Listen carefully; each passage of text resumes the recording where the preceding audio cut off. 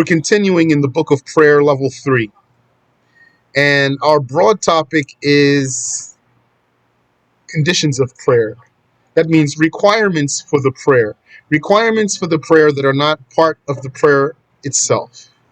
And we've reached what the author says here, covering. Linguistically, an awra is a flaw or something taboo. Taboo means what is embarrassing to mention. Awra means a flaw, like when you say it's haram to look for the awra of the people, looking for the flaws of the people, the defects of the Muslims, searching for that. That's haram.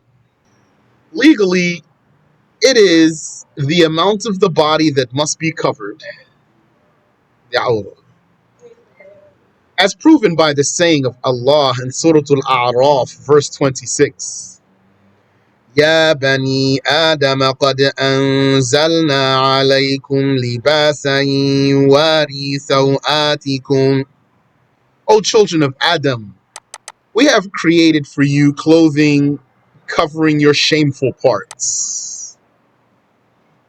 The shameful parts here refers to the front and the back private parts in particular, not like the thigh or the side. And some add to the definition of the awra in prayer. So what do we say is its definition? The amount of the body that must be covered. And some add in prayer, must be covered in prayer. Allah says in Surah Al-A'raf, ayah 31, خُذُوا زِينَتَكُمْ عِنْدَ كُلِّ مَسْجِدٍ. Come to every prayer dressed, as interpreted by Ibn Abbas. The masjid here is the prayer itself, not the mosque. At-Tirmidhi narrated that the Prophet ﷺ said, لا تقبل صلاة الحائض إلا بخمار.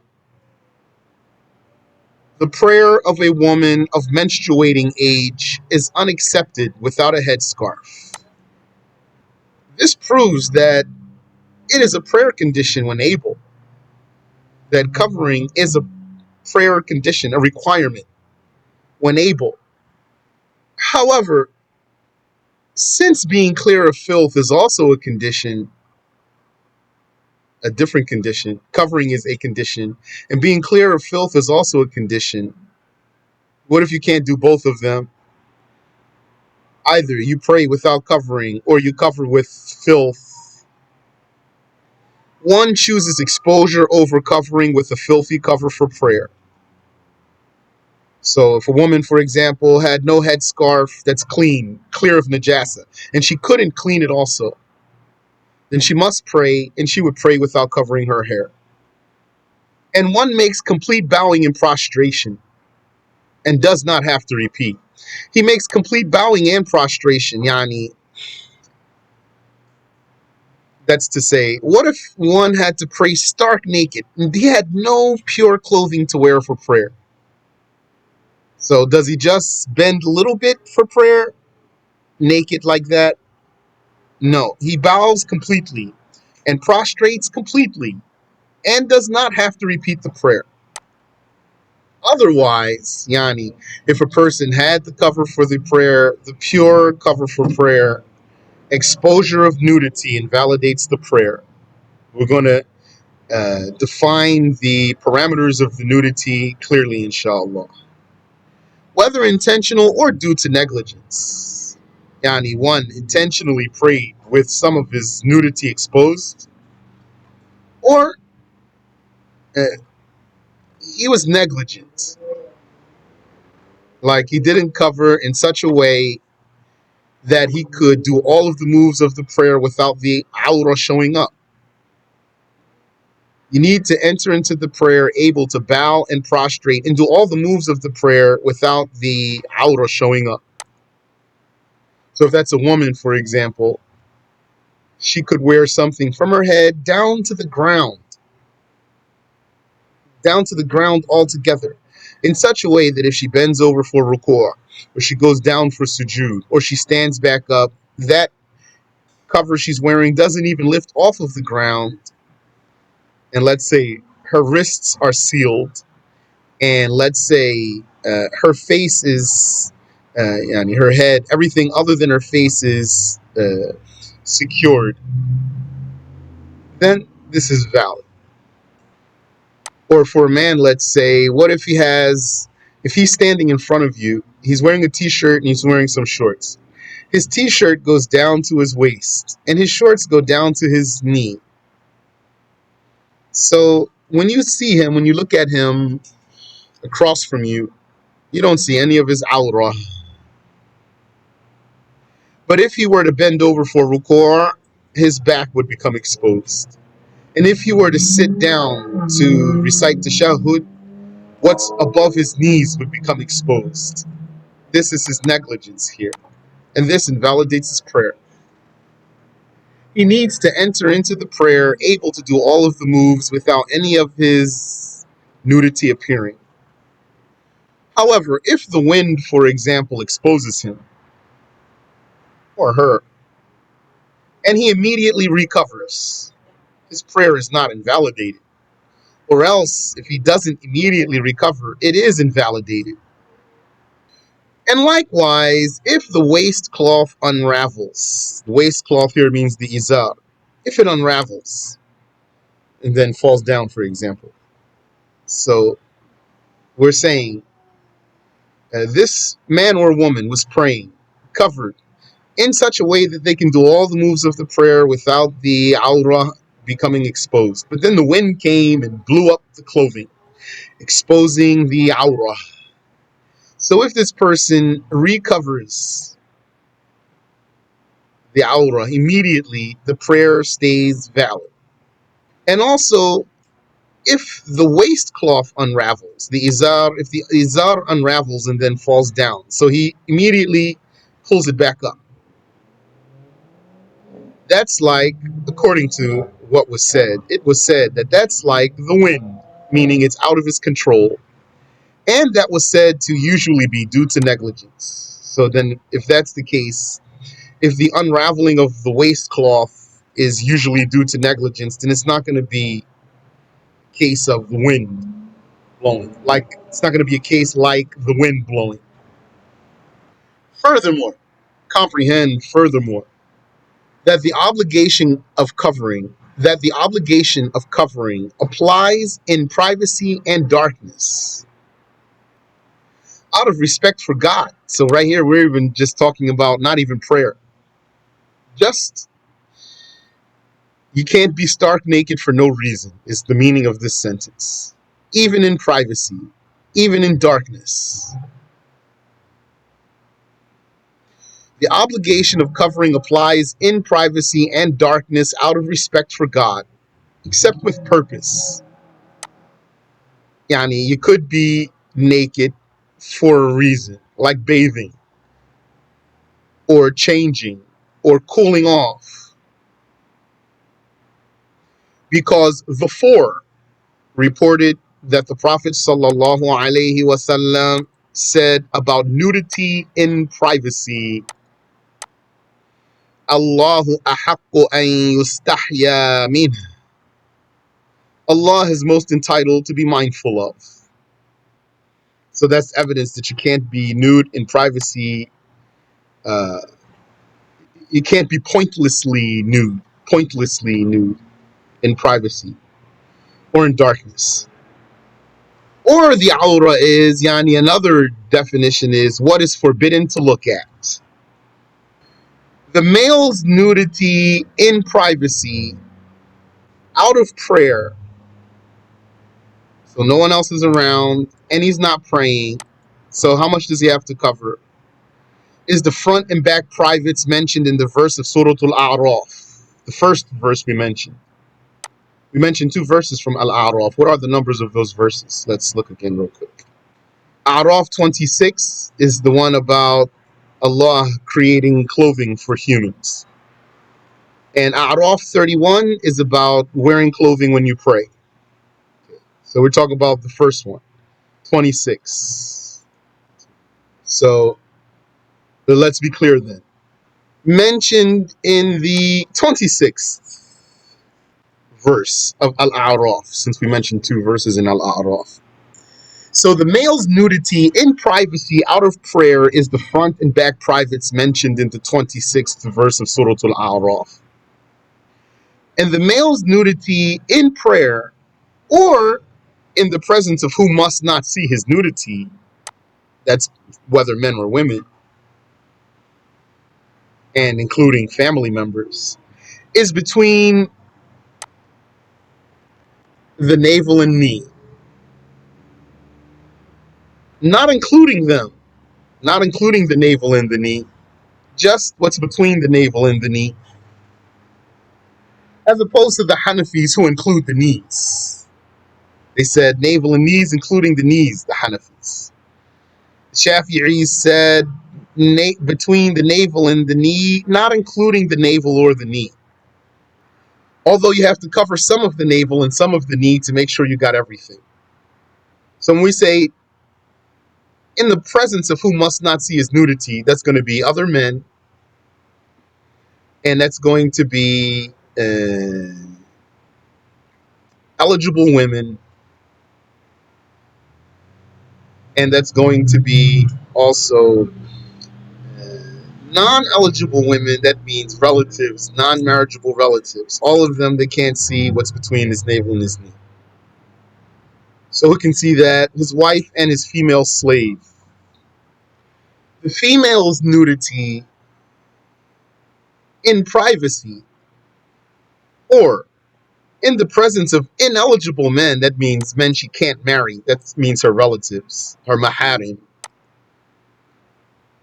or in the presence of a Muslimah, or if she were a nursing woman in the presence of disbelieving female relatives. So she's a Muslimah who's nursing her baby, and maybe her, like her mother or sister or other women of her family are not Muslims. Or if she were a slave woman, her nudity is like a man in prayer, which is between the navel and the knees. And her nudity in prayer and out of prayer, but in the presence of eligible men, is all of her body, but her face by consensus. All of her body, but her face by consensus. A consensus that is proven by the hadith of the lady from Khafa'am. And her hands. That's from the wrist to the fingertip. So is covering her hands, is uncovering her hands permissible by consensus also? If you say that, saying that, according to some mujtahids, that she has to cover her hands is irregular, meaning an incorrect ijtihad that's against the evidence and has no regard. If you say that, then we're going to say her face and her hands by consensus. And if you say some mujtahid said she has to cover her hands and you don't regard whether it's irregular or not, then we're going to say her face can be uncovered by consensus. And as for those who said she has to cover her face, that's a blunder that does not prevent a consensus.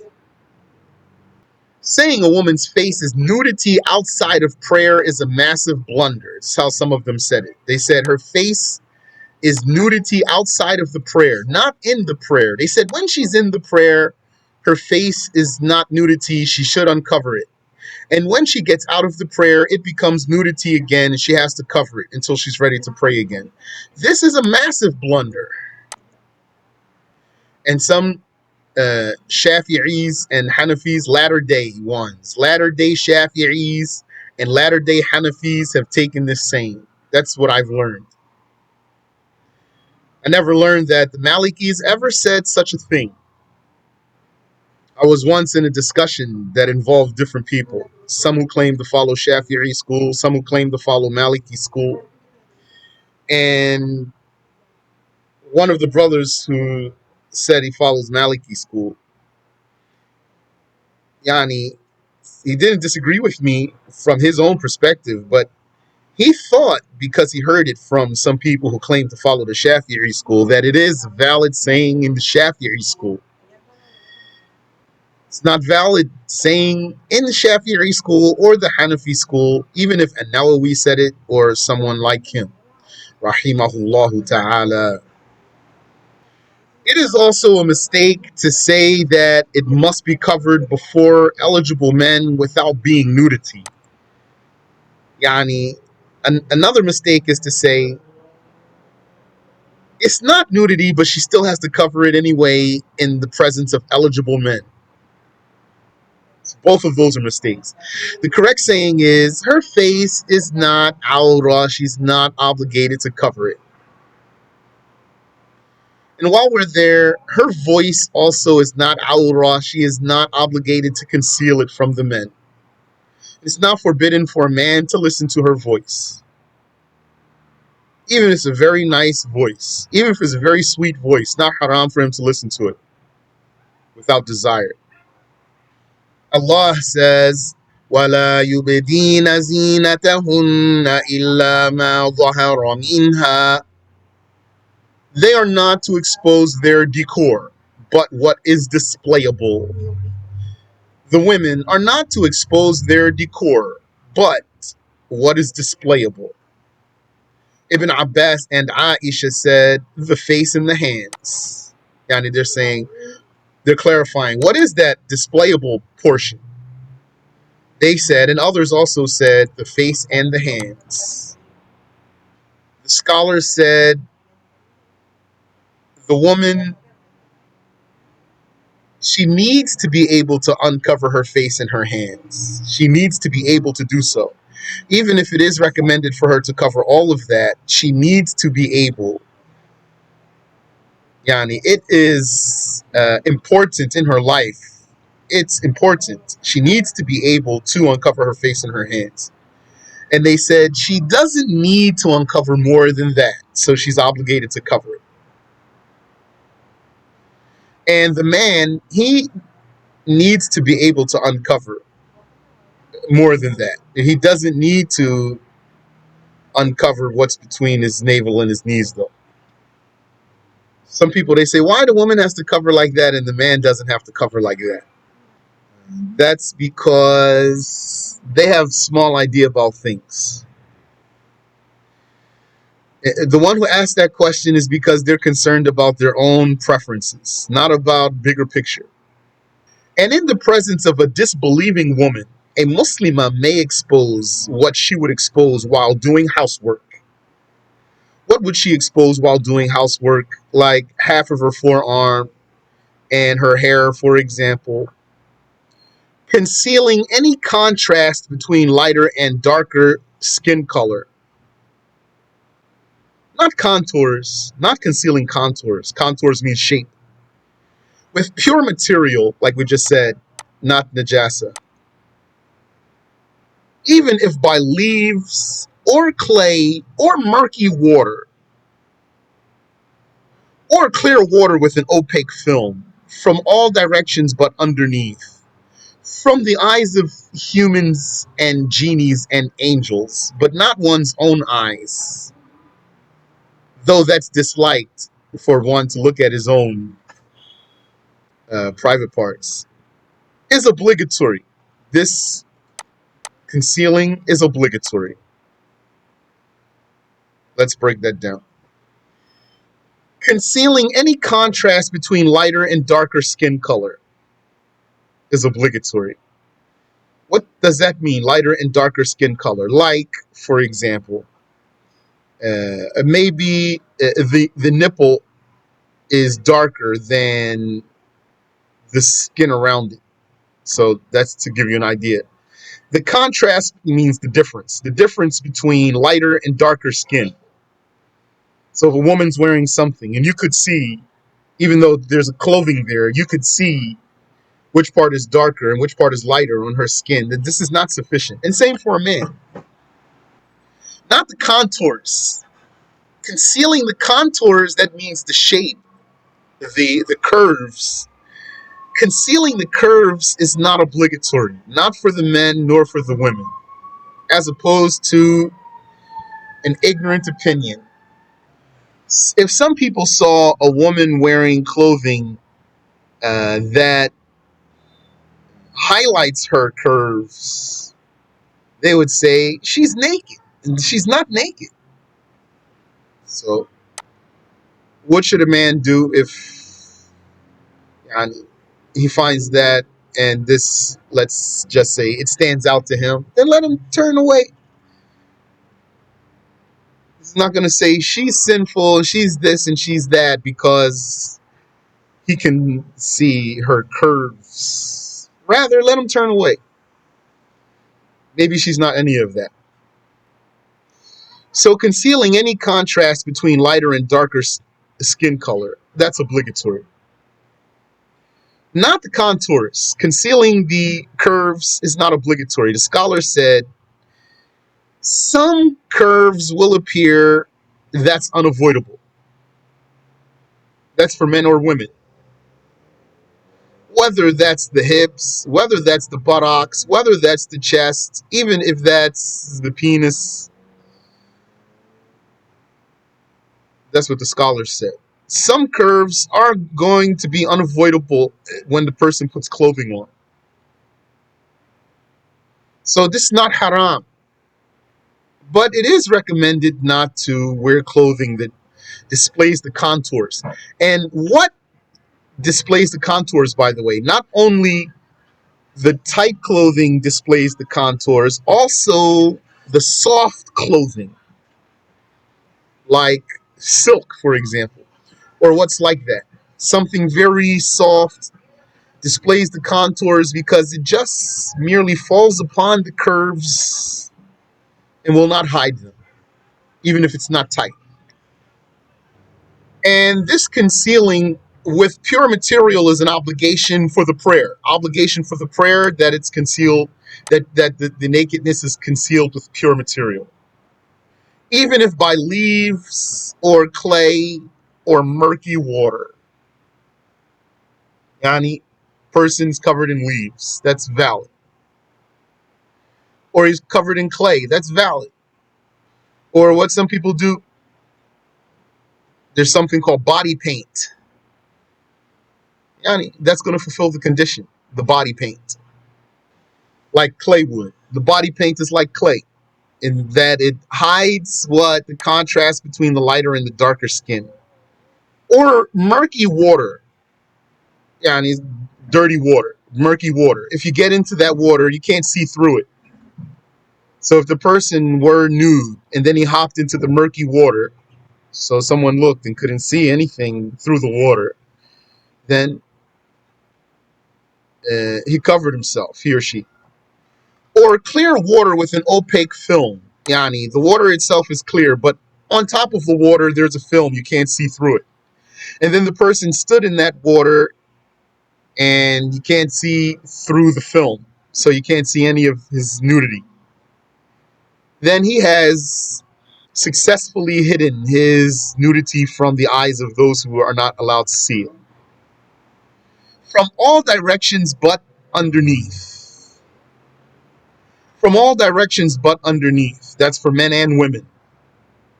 From all directions, that means up, yani from above and from the right and from the left and from the front and from the back, but not from underneath.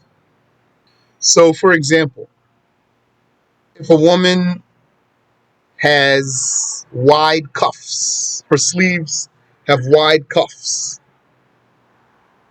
and you could see her arm, her forearm. Now, if she puts her arms down by her sides and she's just standing across from you, you don't see her, for example, you don't see her arm. But if she were to lift her arm, if she were to talk to you and move her hand around, you could see her forearm. Then this is not sufficient for prayer. Not unless she seals that. Like she got some rubber bands or a string or something or a sock so that she can tuck her cuffs so it's not open. Or likewise, her pants are like that. Or, for example, there's an example coming. What I was about to say is going to come, so I'll let it come. Uh, so, from all directions but underneath, from the eyes of humans and genies and angels. Yani, so that means if one is nude, pointlessly nude, let him remember that there are invisible beings. There are invisible beings. He's still obligated to conceal his nudity from those invisible beings. They can see him even if he can't see them. But not from his own eyes. It's not obligatory on you to conceal your nakedness from your own eyes. But that is disliked.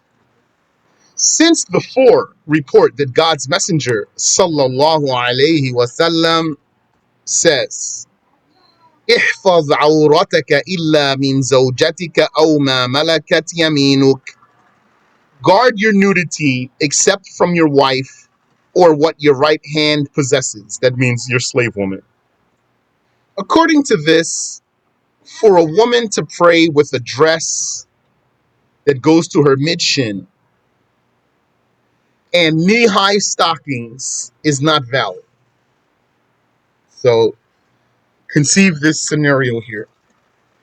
This woman, this sister is standing across from you. You don't see any of her aura just looking at her standing across from you. What's she wearing? She has her scarf on. Okay, check. She has shirt on. Button her cuffs too. Check. She has a skirt on, and this skirt goes down to the middle of her shin, not down to her ankles, not down to the ground, just to the middle of her shin. And she has some stockings. These stockings go up to her knees.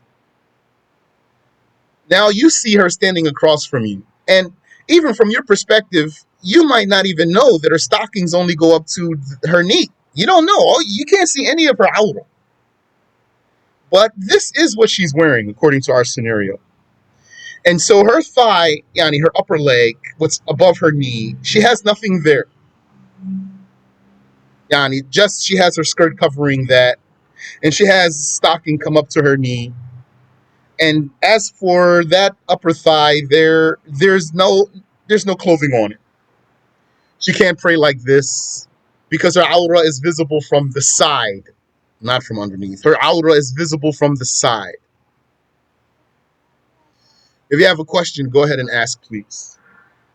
So you might see something like that, like sister has something goes down to her ankles only, not to the ground, to her ankles. And she has some socks on. Her socks maybe just go up past her ankles. Her prayer is invalid like this. Our sheikh said that lawfulness of clothing is a condition for the reward of the prayer. What makes that clothing lawful? Like you purchased it with lawful money, not haram money. Or like it's clothing that's permissible for the gender. Like, hold on. Like if a woman prayed in silk, that's permissible for her, but a man is not allowed to wear silk, which we're going to talk about. So this is unlawful clothing. And like this. So lawfulness of clothing is a condition for the reward of the prayer, not the validity, the reward. As well as sincerity, that's a condition for the reward of the prayer. And having reverence for God for at least a moment, that's a condition for the reward of the prayer. Like avoiding clothing particular to the opposite gender. You can't wear what's special to the other gender. That's haram. So what if a man is praying in high heels? It's haram. What if a woman's praying with a kufi on? A man's kufi. That's haram. Abu Shuja' rahimahullah commented on two particular cases. One, without urgency, like sudden outbreak of war preventing one from finding otherwise, since swords do not penetrate silk easily. Or like rash, so like sudden outbreak of war, or like rash, like the Prophet's permitting silk shirts for Abdul Rahman ibn Auf and Az-Zubayr during a journey because of a rash. Or like for protection from dangerous heat or cold. These are urgent matters. Without urgency, like what's urgent? Sudden outbreak of war, and then you had to throw on a silk shirt. Or a rash. Or protection from dangerous heat or cold. Without urgency, it is forbidden for a man to wear silk. The report of the two authentic books already presented in the Book of Purification proves that it is forbidden for a pubescent man, and out of precaution for a hermaphrodite, to wear what is undoubtedly mostly silk by weight, because it is anti-masculine. Uh, so many details compressed for you here. Very compact, compressed. It's like needs room to breathe. So let's unpack it again. Without urgency, urgency is like emergency, like a sudden outbreak of war that prevents one from finding otherwise, other than silk. Since swords do not penetrate silk easily. So, yani, the war broke out, and then he threw on a silk shirt because he doesn't have armor and he doesn't have any time. Or like a rash, like the Prophet permitting silk shirts for Abdul Rahman ibn Auf and Az-Zubayr during a journey because of rash. Or for protection from dangerous heat or cold. The report of the two authentic books, Sahih Bukhari and Sahih Muslim, that was already presented in the Book of Purification. Yani, we're in the Book of Prayer now. And yani, the name of this book is, as you know here, Halawat al-Fiqh, the sweetness of fiqh. So the Book of Purification is done. And this is the Book of Prayer. It's not done. Not even halfway. And the Book of Zakat is done. And the Book of Fasting is done. And the Book of Hajj is not done. Not even started. And the Book of Deals, it's done. That's the contract clockwork book. So anyway, the report that was already mentioned in the Book of Purification, so we're not going to repeat it here, is the meaning. Because trying to summarize, I'm trying to give a lot of details without a lot of repetition though. So we already mentioned it somewhere in the book, we're not going to repeat it here. It proves that it is forbidden for a pubescent man, not a child, not a prepubescent boy. And you can dress your prepubescent boy in silk, there's no sin. And out of precaution, it is forbidden also for a hermaphrodite, because he might be a man, to wear what is undoubtedly mostly silk by weight. So if you doubt that it's silk, then you can wear it. If it's undoubtedly silk, and not just that, mostly silk, because it could have more than one material, maybe only some of the material is silk.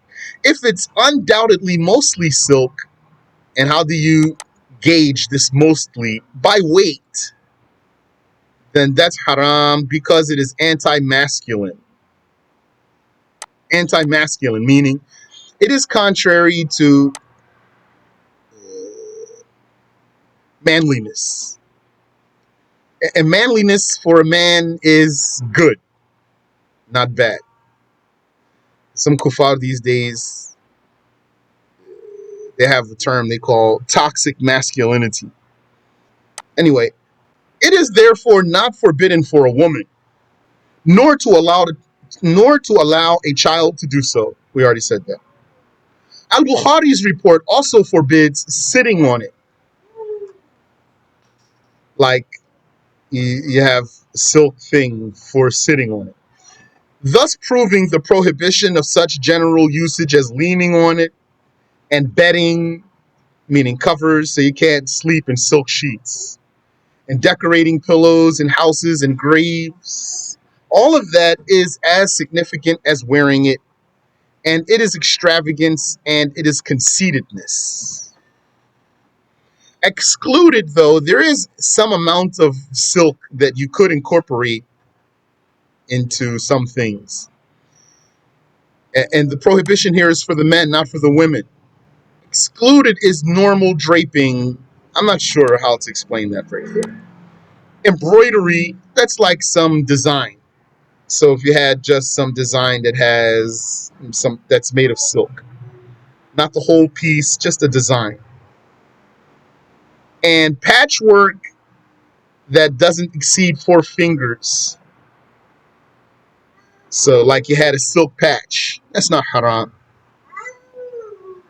Like a collar, you had a silk collar, or cuffs, just silk cuffs on your shirt, on the sleeves.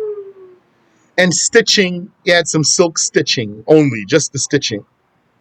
As permitted by Muslims' hadith that the Messenger of Allah forbade wearing silk except a spot the amount of 2 fingers or 3 or 4. That's the hadith. The Messenger of Allah forbade wearing silk except a spot the amount of 2 fingers or 3 or 4. Abu Shuja' covered that in his text, and also he covered another point. A man's wearing any amount of gold or silver is forbidden except men wearing silver rings. Yani, you can shorten that. Except silver rings, which is a sunnah, narrated by At-Tirmidhi, meaning the Prophet himself had silver rings. Sallallahu alayhi wasallam. That hadith narrated by At-Tirmidhi is حُرِّمَ لِبَاسُ الْحَرِيرِ الْحَرِيرِ وَالذَّهَبِ عَلَى ذُكُورِ أُمَّتِي وَأُحِلَّ لِإِنَاثِهِمْ.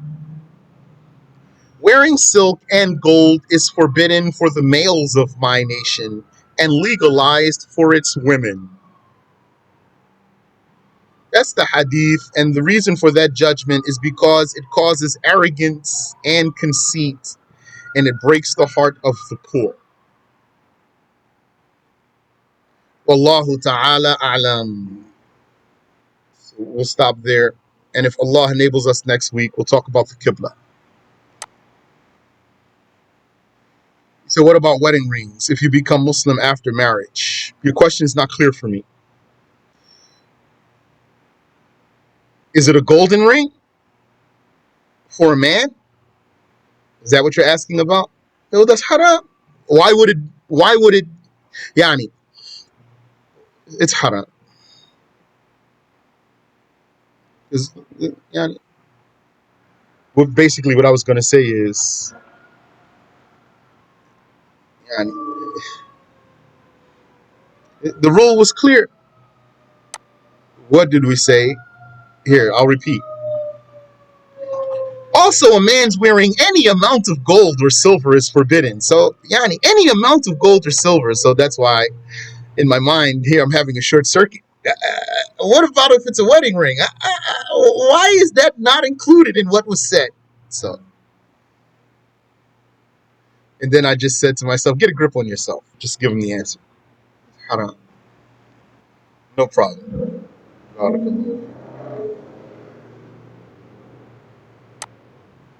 Maybe so many details here, it's probably not far-fetched to miss some of what's being said.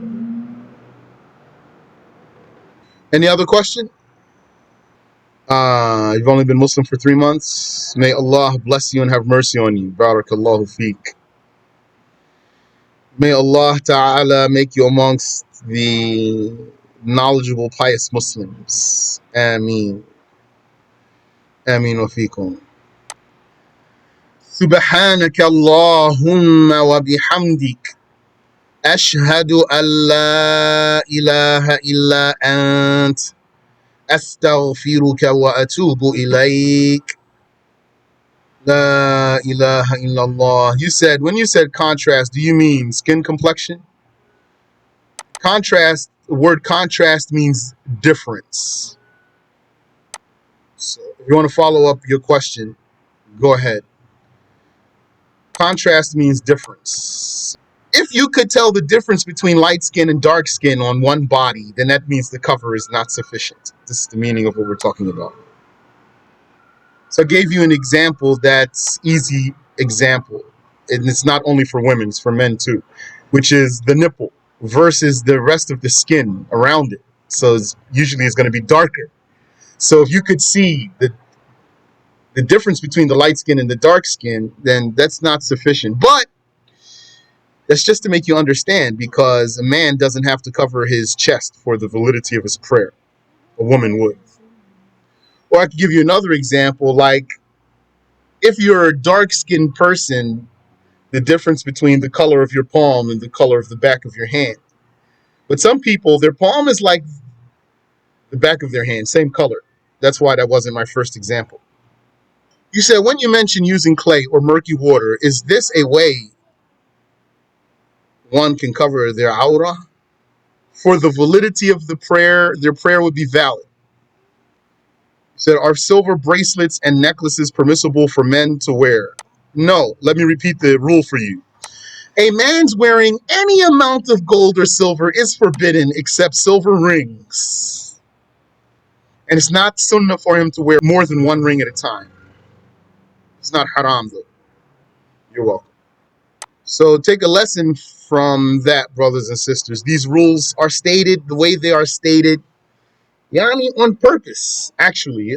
These rules, if you're getting your knowledge from reliable source, then these rules are not weak. They're not incomplete. So the meaning of two questions that just passed, if the answer to those questions was yes, that means that what was read here is incomplete. Now, I'm not saying don't ask. I'm just saying to you, comprehend the presentation of the information so that you can comprehend. Or else you'll be hearing a lot of information and you won't comprehend. You don't want to be like that. Ameen wa fiikum. He said, to be clear, when you mentioned the example of the woman praying with big sleeves that would expose her forearms, the woman could cover this part of their arms with clay, leaves, and other examples you gave? Yeah. She has to conceal the skin color. Concealing any contrast between lighter and darker skin, not contours, with pure material. Material here doesn't mean clothing. Material, the word material here is broader than the word clothing. It doesn't say here, with pure clothing. Concealing any contrast between lighter and darker skin color with pure material, even if by leaves or clay or murky water or clear water with an opaque film, etc. So, if the answer to your question that you just asked me is no, that means that what's here, is wrong. And again, I'm not telling you don't ask, but some of those things you need to ask yourself also. Yani, I'm telling you something that I would do and that I have done. I have sat in classes and then I heard rules and then there crosses my mind, even this or like this, or does it mean this? But then I have to, in my own self, before I ask the question, have to consider what the answer is. So the answer is going to be yes or no. I'm talking only to myself here before I ask the teacher. And again, I'm not telling you not to ask. I'm just helping you, inshallah. So I would say to myself, okay, this is my question. I just heard what he said. Now this is my question. If I ask him this question, if the answer is no, that means what he just said is wrong.